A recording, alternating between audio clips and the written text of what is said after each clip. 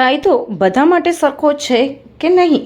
દાંતામાં ચૂંટણી ગણતરી વખતે ચંદન ગોને મારી નખાઈ વન વિભાગ કાર્યવાહી કરશે ખરું? વન્યજીવ સંરક્ષણ અધિનિયમ 1972 મુજબ ચંદન ગો એટલે કે મોનિટર લિઝાર્ડ શેડ્યુલ 1નું સંરક્ષિત પ્રાણી છે. સામાન્ય નાગરિક જો ભૂલથી પણ કોઈ જંગલી જાનવરને હાથ અડાડે તો ફોરેસ્ટ ડિપાર્ટમેન્ટ તાત્કાલિક ગુનો નોંધીને જેલના સળિયા પાછળ ધકેલી દેવા માટે તત્પર હોય છે. ત્યારે ગંભીર સવાલ એ છે કે દાંતા તાલુકામાં ચૂંટણી મતગણતરીના દિવસે મતગણતરી કેન્દ્રની નજીક ચંદન ગોને નિર્દયતાથી મારી નાખવામાં આવી હોવાની ઘટના સામે આવી છે. પ્રત્યક્ષદર્શીઓના જણાવ્યા મુજબ ગણતરીના તણાવ વચ્ચે કેટલાક લોકોએ ચંદન ગો દેખાતા જ લાકડી પથ્થર મારીને તેનો જીવ લઈ લીધો.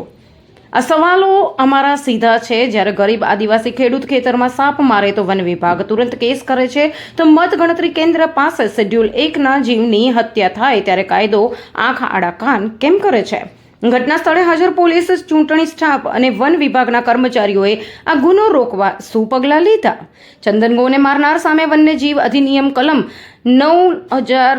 3951 હેઠળ 3 થી 7 વર્ષની સજા અને દંડની જોગવાઈ છે. તો ગુનેગારો સામે FIR નોંધાશે ખરી?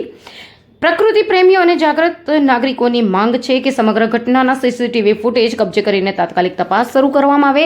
ચંદન ગોની હત્યા કરનારા ઈસમોની ઓળખ કરીને વન્યજીવ અધિનિયમ હેઠળ કડકમાં કડક કાર્યવાહી કરવામાં આવે.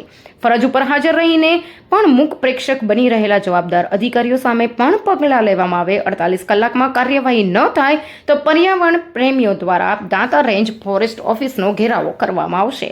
કાયદો નાના મોટા, ગરીબ તવંગર, સામાન્ય માણસને ચૂંટણી સ્ટાફ સૌ માટે સરખો છે. જો વન વિભાગ હવે પણ આંખ મીચીને બેસે તો સમજી લેવાનું કે જંગલનો કાયદો ફક્ત કાગળ પર જ છે. જંગલમાં મંગલનું રાજ જેવું દેખાઈ રહ્યું છે.